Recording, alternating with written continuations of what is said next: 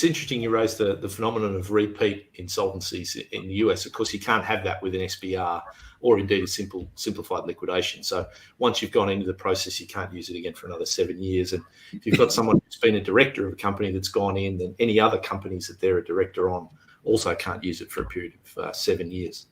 So that deals with the repeat insolvency. But I'd also say I think the tax office is doing a good job, at least insofar as insolvency practitioners tell me about their discussions with the tax office, that if the substance of the restructuring plan through the SBR is a trade-on situation and a payment out of a percentage of trade-on revenues, then they want to see more detailed information. They want to see more realistic cash flow projections into the future. So I think that is a good step.